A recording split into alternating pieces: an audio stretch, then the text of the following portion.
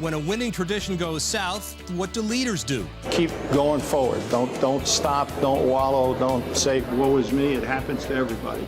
But what if there's a grand prize for the loser? Would Bill Polian's Colts try to go 0 for luck? We're about winning every single week. There's no one in the National Football League who would ever intentionally lose a game. Plus, Tony Stewart's on top of the NASCAR world, and victory's even sweeter when your name's on the door. It seems like when you have a good day, it's a great day as an owner-driver. When you have a bad day, it's a really bad day as an owner-driver. And NBA fans get a holiday gift. But are the players or the owners getting a better deal? It's all straight ahead on Sportfolio.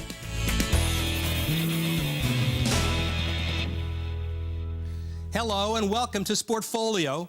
I'm Rick Haro. What a month it was for sports business in November. A team owner drove to the greatest finish in NASCAR history. An NFL dynasty suffered its worst stretch in memory. And two rock-solid programs in college were rocked by scandal. We'll cover all of these stories on this week's show. But let's start with the biggest news of all. There will be an NBA season. Players and owners shook hands on a deal late Saturday to end the 149-day lockout. And pending ratification by both sides, a 66-game schedule will begin on Christmas Day.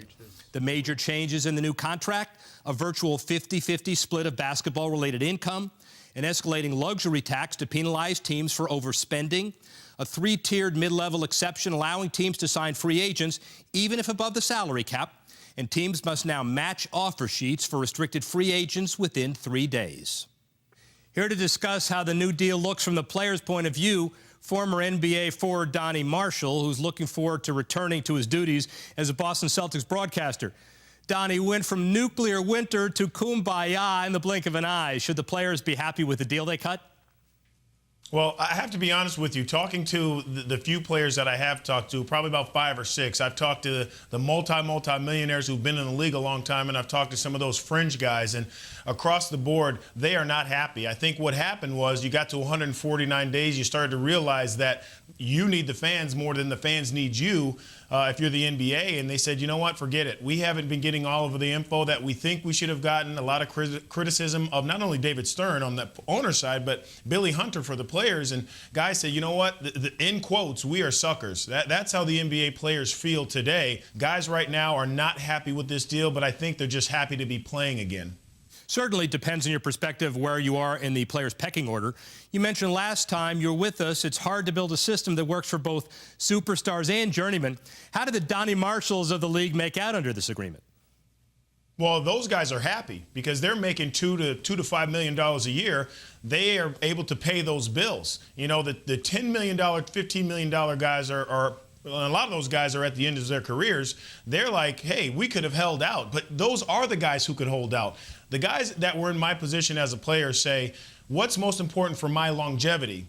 And those are the issues, I think, when you talk about system issues, the age limit for players coming out of college, that a lot of these fringe guys, if you will, focused on. They didn't focus on, you know, getting a $100,000 check 8 years from now because they don't know if they're going to be in the league 8 years from now or, in their case, 6 years from now. And I really believe that they will opt out. The players will opt out after that 6 years. They're going to understand, hey, we should have held out longer. We didn't get all the info. They're going to do things differently 6 years from now. Let's look at the other side of the bargaining table now and welcome in Dr. Harvey Schiller, former CEO of the Yankees Nets Entertainment Company and now chairman of Global Options Group. Harvey, the owners and commissioners spent months proclaiming the NBA system is broken. Does the deal under review go far enough to fix it, in your opinion? Well, I think it's a step along the way. I think that unlike most businesses in terms of the major league sports, they have to keep their competitors in business. So the top of the line probably is happy with the way things are going, and the bottom is certainly should be happier. I think it's a win for David Stern as the commissioner, but it's also a win for the players because it does bring some stability. Well, leveling the basketball court, leveling the playing field. Do you agree with Donnie? The owners clearly won the revenue split battle, but they gave in on a number of system issues, notably a rookie wage scale. Was the extra 7% of the BRI worth the trade-offs, though? Oh, I think so, absolutely. Labor costs were just getting out of line in terms of, again, keeping the lower half of the NBA franchises in business, which is significant. And I think across the board, there were some exceptions that did play well into the owners, the idea that at least one player could be moved out from a contract, some of the revenue sharing characteristics that increase as the percentage goes up. I think all of those play well for the owners. But, you know, in these kind of things, you want everybody to walk away feeling like they won something. Yeah, well, let's just be clear that on both sides there was really no unity 100% of the way. If you will, the poor owners were not agreeing with David Stern. They always thought that David Stern really favored too much in the players' side. They thought that, you know what, the deals were too good in the past for the players, and the owners making the money in the major markets felt like, hey, let's just play. Things will take care of themselves, which they usually do for them. And on the other side, the players, there wasn't a ton of unity there as well. You know, they were unhappy with Billy Hunter. I think down the road, some of these issues are going to come back to haunt both sides. And like I said, they will not get to that 10 years. 6 year, the opt-out will come. I'm not sure from which side. I'm saying probably on the player side. I think Donnie's right about some of this. You can't argue with some of the points that he's made. And again, in any labor negotiations, it's never 100% to either side. The fact of the matter is that it's going back, and you have a very, very fickle fan base right now as exists in watching what's on television and going to arenas. We're in some economic challenging times, and putting all that together, what's happened with American Airlines just today and so forth, you know, people want to move forward, and I think it's in the best interest of the players and the franchises themselves to stay in business. All right, I want to ask you both. Now the deal is settled. Does David Stern come out as a winner or a loser? Donnie, you first. Well, I think he comes out as a winner. You know, a lot of people are going to say too much media posturing, too many ultimatums, really trying to put his foot down, didn't sit well with the players. But I think overall what everyone wanted was to get back to playing. And I really credit David Stern for getting both sides back and saying, okay, let's play. I've had some experience with Billy Hunter, and I will leave my opinions for off the air. But as I'm sitting here thinking about who, if you're talking about Hunter versus Stern, I would say that Stern probably came out on top of this because he wanted to get back to playing. And as much as Billy Hunter was telling us, hey, we just want to play, our guys want to play, I really still don't believe that. And this is coming from a former player who's had some experience with Billy Hunter in the union. I think it's clear that David, if you want to talk about winning and losing, but this isn't about individuals, this is about the league and what the fans care about. So I think overall, they're getting back to play. We'll see how Christmas plays out in terms of ratings, and after that, whether people go to the arenas. I think it's still too early to say. I'm not sure that I would predict that at 6 years it would come apart. Let's see what happens in terms of the fans' interest. Guys, thanks for putting the NBA in perspective for us. Will you guys come back a little later and help us sort through the college sports headlines? Oh, my gosh. Sportfolio is packed with news this week and also with newsmakers. Later in the program, Matt Miller sits down with NASCAR champion and team owner Tony Stewart, whose turnaround this year should be a case model for business schools. And coming up, a great leader whose team is going in the wrong direction, but who might just come out a winner after all. It is incredible that suck for luck has been repeated in mainstream media. Why is Bill Polian smiling? Find out when Sportfolio returns.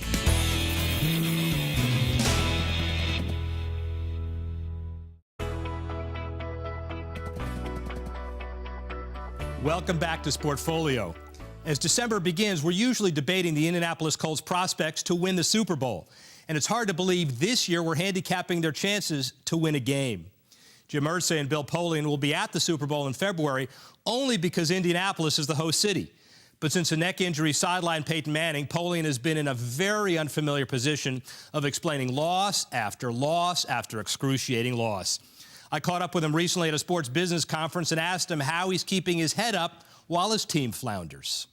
Well, there's a saying that I believe very much in: tough times don't last, tough people do. So you better take the brickbats, move on, recognize that you're never as good as you look when you win and never as bad as you look when you lose. Evaluate your team, evaluate your coaching staff, evaluate the entire organization clearly and objectively. Make the changes that you need to make if they're necessary in order to be a contender, and keep going forward. Don't stop. Don't wallow. Don't say woe is me. It happens to everybody. Just keep punching. But in the NFL, adversity is always an opportunity, too, and you get a high draft pick. As a president, agree with this statement? Sometimes it's better to be worse? Well, I don't know that it's ever better to be worse. Marv Levy, who's my great mentor, used to say good things happen when you win and bad things happen when you lose, and I agree completely. Right. But the system is such that for a team like us, who's been on top for virtually 14 years, or 12 of the 14 years that we've been together, Jim and I, where you're drafting from 25 and below, to have a situation where you're now going to draft quite high is a benefit. There's no question about that. And fans know that, by the way. They understand that. So we'll have a chance to replenish our team with top quality players, not only in the first round, but throughout the draft. In one sense, the Colts' decline couldn't have come at a more fortunate time. With Stanford's Andrew Luck, the consensus #1 pick in the draft, could we see a December race to the bottom for a chance at the potential franchise quarterback? It is incredible that suck for luck has been repeated in mainstream media. There has been a lot more discussion these days about a lottery process than they've ever been before. NBA swears by it. Given there's a little bit of self-interest this year, what's your thought about that? Well, I believe that there's no one in the National Football League who would ever intentionally lose a game. It goes against everything we stand for. And if I, as an executive, or anybody on our staff, had instructed a coach to do something like that, I could never look that player or coach in the eye again. I can't imagine anybody doing what caused the lottery to happen in the NBA, where people were obviously not making their best efforts. That doesn't happen in the National Football League. It goes against everything we stand for. Let's go the other way. 2 years ago, 3 years ago, when you were 14-0 and you were talking about pulling the starters and risking perfection, had to do it over again, would you have done the same thing? Absolutely. We did go to the Super Bowl. How bad are things for the Colts? Their scoring production without Manning has fallen off 50% from last year's per-game average. The defense has also been hit hard by injury. The team has played hard and stayed in some games, but a winless season is a definite possibility. We're joined again by former NBA player Donnie Marshall. Hey, Donnie, Bill Polian doesn't think the NFL needs a draft lottery, and he says teams in the league have too much integrity to tank games for a higher pick. Agree or disagree? Well, one word, first of all, ouch.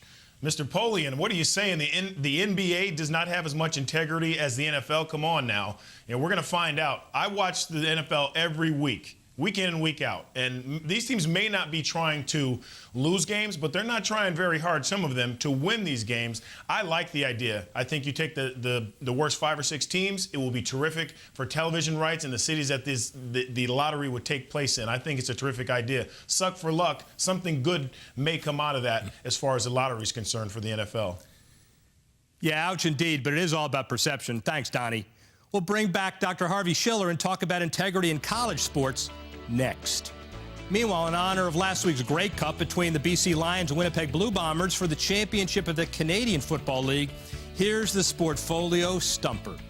2 head coaches have led teams to both the Super Bowl and the Grey Cup title game. Can you name them? We'll give you the answer when we return.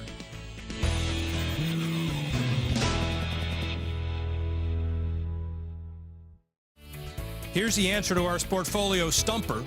The 2 head coaches to lead teams to both the NFL Super Bowl and the CFL's Grey Cup game are both in the Hall of Fame. Bud Grant and Marv Levy. Let's move from professional sports to the college arena. Our guests tonight have strong NCAA credentials.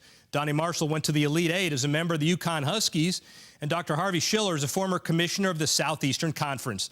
So both of you can give us the bottom line on some major college sports headlines. Let's start with a serious situation in Syracuse. Associate head coach Bernie Fine, accused of molesting several team ball boys over a period of years. Fine denies the allegations and no charges have been filed. However, Monday, the University Chancellor fired Fine, and head coach Jim Boeheim apologized for defending him in the media. Bottom line, Harvey, what does the program need to do going forward? Well, I think clearly what they have to do is turn things over to the authorities, which they have, and complete their investigation. I think that the university president worked in the best interest of the institution by separating this out from the day-to-day activities of just not the team, but the student body as well. Tomorrow we'll know more as every day goes by, but it's something that has rocked too many campuses, and the harm that it's done to children of any age is just a terrible thing. Yeah, I think on the other side of it, when you talk about, Chancellor Nancy Cantor, she's done a terrific job by letting everyone know, the staff, the faculty, the students, what actually is happening as far as going forward. Jim Boeheim, in my mind, I think he separates himself. He said, yes, I support Bernie Fine because I've known him 35, 36 years since we were younger. But I think on the other end of it, he said, listen, I regret some of the statements I made, and if I offended anyone or if I hurt any of the victims, I apologize for that. I think that shows that Jim Boeheim clearly did not know what was going on with Bernie Fine. And I really believe moving forward, listen, Jim Boeheim has an ironclad contract. He's not going anywhere unless he resigns. So I don't think we're going to be seeing Jim Boeheim being fired because of this. But I think right now getting everything out in the open like the Chancellor's doing and Jim Boeheim, just have to be honest with people. I think they're handling it as properly as they can under the circumstances. The only thing I disagree with, I'm not sure contracts matter in cases like this.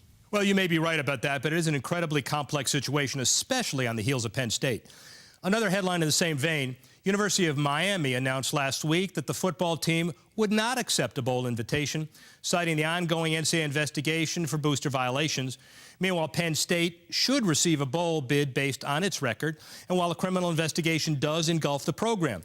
Bottom line, Donnie, should Penn State follow Miami's lead and decline to go bowling?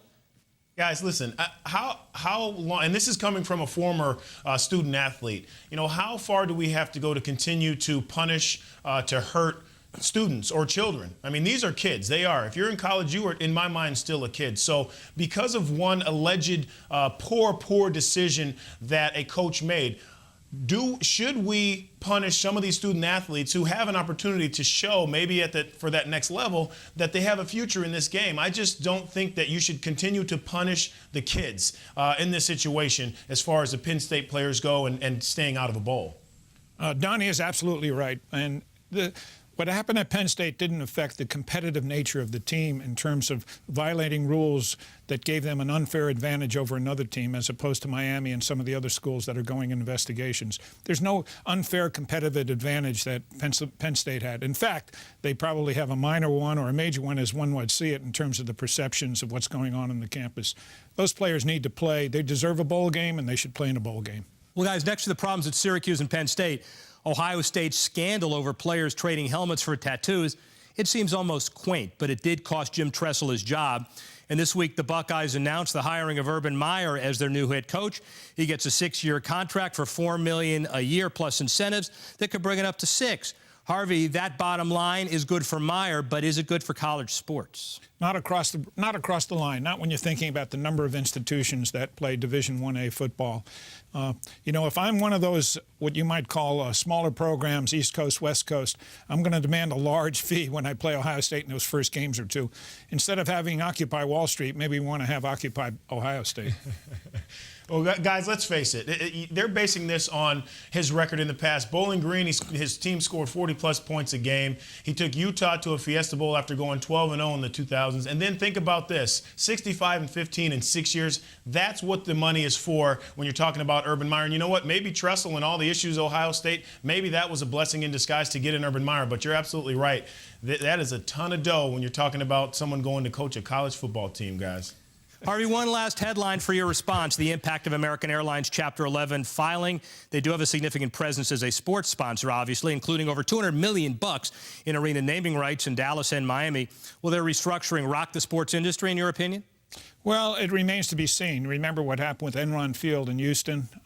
They went out of business. WorldCom was a sponsor of many sports things. It's happened before. The restructuring, I believe, will keep American Airlines in business. How it may come out of court in terms of the payments, that remains to be seen. But overall, I don't think it's really going to change much. There's obviously some concerns in terms of the amount of money that's gone into specifically the NBA programs. But I think in the long run, things will work out well for those arenas. Donnie Marshall, Dr. Harvey Schiller, thanks for sharing your expertise and insights on Sportfolio. We'll have you back soon. We've got plenty left in the tank this week. Next on Sportfolio, Matt Miller sits down with NASCAR champion Tony Stewart, who says his ownership style is quite different from a feisty profile as a driver. I'm not a guy that stands over top of people and watches them do their job and makes sure they're doing it right.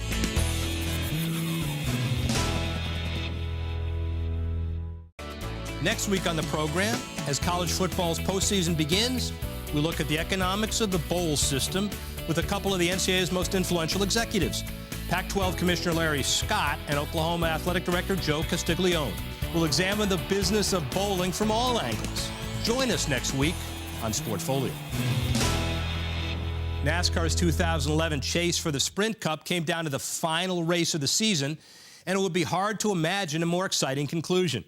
Tony Stewart and Carl Edwards finished first and second, and they ended the year tied in driver points, but Stewart was awarded the Cup based on wins. He savored his first championship since taking over as part owner of the Stewart Haas Racing Team with Bloomberg's Matt Miller. It's an unbelievable feeling. I mean, to win the first 2 titles with Joe Gibbs was really neat and a great experience. But to go on our own and partner up with Gene Haas and everybody at Stewart Haas Racing now, and to get them that first championship and to have it as a driver but as an owner too, it's just a great feeling. Is it more difficult as an owner because you've got obviously more responsibilities? It's more difficult during the week, but you know, the weekends we really work hard at the fact that, you know, I work for the crew chief during the weekend, so you know, it's just more gratifying. I mean, it seems like when you have a good day, it's a great day as an owner driver. When you have a bad day, it's a really bad day as an owner driver. But winning the race and winning the championship in dramatic fashion like that, I can't think of a better way to end the year. When you put together a team, you have yourself a reputation as someone who says exactly what he's thinking, shooting straight from the hip. Do you want a team like that as well, or do you choose people that are going to listen to you and just do what you say more? No, I mean, I think the way we run the race team is a little different than what I am as a person. You know, I feel like that we're all in it together, and I know that there's a lot smarter people than me on that race team. So, you know, when we make decisions, we do it as a group, and I'm not a guy that stands over top of people and watches them do their job and makes sure they're doing it right. I mean, we hire the right people to do the right jobs, and we let them work. Does your success on the track make your job as an owner now easier for next season? I hope so. I mean, you hope that there's a perk to winning the championship from the business side too. I mean, the competition off the track with the car owners and trying to get sponsorship is tougher than it's ever been, and it's just as competitive as the cars and drivers are on the racetrack. That's something as an organization we take a lot of pride in, is the fact that we've brought companies to NASCAR that have never been a part of it before. With this incredible win, and you got Danica coming on, and everything looks so great for you guys, I mean, how much does that put you in the catbird seat when it comes to the sponsors that you work with? Well, it's fun. I mean, and it's an angle and side of the sport that when you're just a driver that you're a part of, but you don't necessarily see all the inner workings of it. And you know, I think our organization does a really good job of trying to think outside the box of what traditional sponsorships have been to sponsors in this series. So we try to find ways to you know, do A to B relationships with our sponsors and get them hooked up with each other to let them help cross promote. And you know, we really work hard at looking what the sponsors' objectives are and trying to figure out how we can use the motorsports program to help them accomplish those goals. Congratulations to Tony Stewart for breaking Jimmy Johnson's astonishing streak of 5 consecutive NASCAR championships, and for following in the footsteps of Petty and Earnhardt as a team leader as well as a driver. Well, that's it for this edition of Sportfolio. Thanks to Tony Stewart, Bill Polian, Donnie Marshall, and Dr. Harvey Schiller for joining us, and thanks to all of you for watching. For more on the financial impact of the NBA's return, check out our Sports Entertainment Dollar column at businessweek.com. And to find out what's coming up on Sportfolio and to view past shows, visit our webpage at bloomberg.com. We'll see you next time on Sportfolio.